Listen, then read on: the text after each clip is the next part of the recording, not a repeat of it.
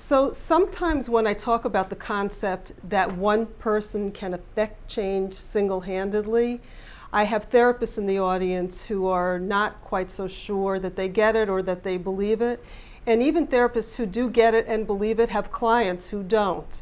So I tell them that there is a situation I will tell you about that explains this principle completely, and that people can really wrap their brains around it. They get it, they internalize it, and they want to do it. So I'm going to share that with you today so that you should feel free to talk to your clients about this. And if you're somewhat of a skeptic, talk to yourself about it.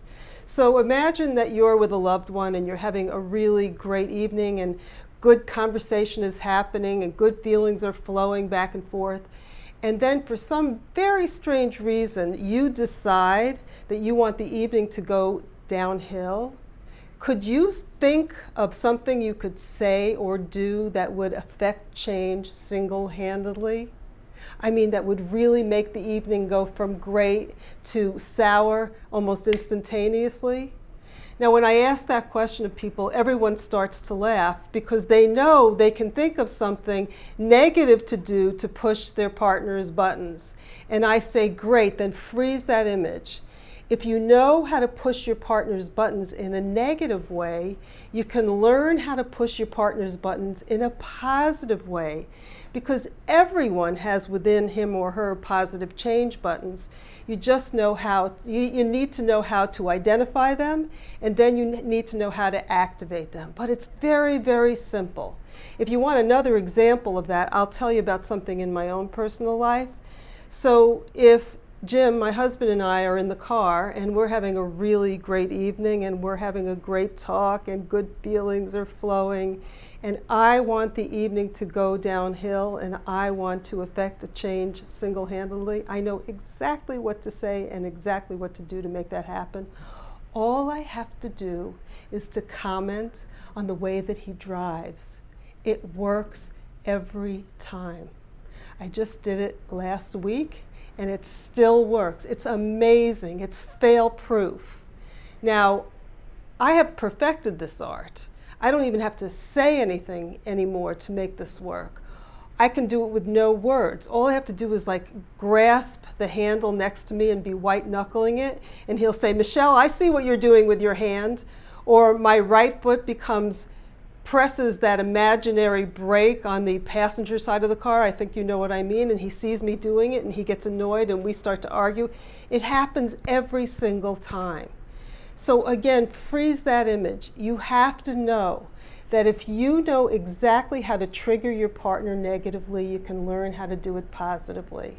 I'm going to give you another example, this time of someone who used that principle to completely change a lifelong dynamic in her marriage. So her name is Sue. She was married to a man who got frustrated very easily, and his name was Ted.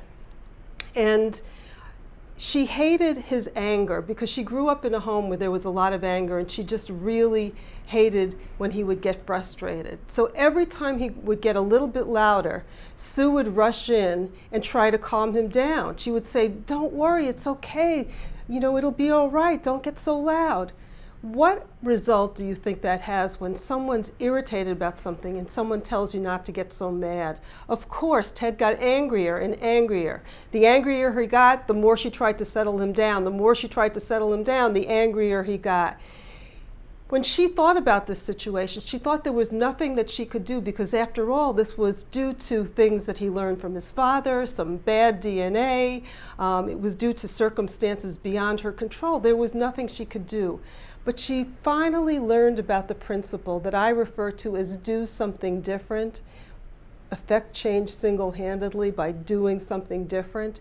And she became determined that the next time a situation occurred, she was going to handle it completely differently as an experiment to see what would happen. So one Sunday, she was in the kitchen minding her own business, and Ted was in the family home office. And she heard him starting to grumble and get louder, and so she kind of wanted to hear what was going on. And she heard him say, I can't believe that the boss expects me to do this. I wasn't at the training. I don't know what to do. I can't believe this is happening. And she felt almost automatically lured into the family room to try to settle him down, but she made a promise to herself that she was going to do something different. So instead, she walked into the family room, she pounded her fist on the desk, and she said, "I can't believe that you're getting so angry. This is ridiculous about your boss. You weren't at the training. You'll never figure this out. He expects too much from you, and you're going to get angry. It's going to ruin our day. This is really ridiculous. I can't take it anymore."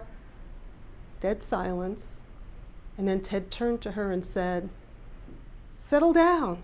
I'll figure it out." Now, the reason this happened was because she tried novelty, and it kicked both of them out of automatic pilot.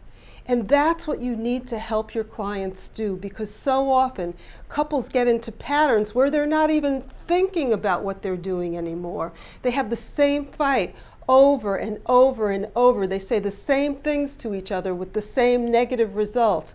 I often joke about the fact that they each have scripts. They know their script, they know each other's script, that if one person were sick, the other person could be the understudy. I think you know exactly what I mean, and I don't mean from your practice, from your own life. We all do this. So one of the things that you'll learn when you learn how it takes one to tango is to become more creative with your clients so that they approach the ruts and the dilemmas in their lives with more creativity, and they kick the relationship out of automatic pilot.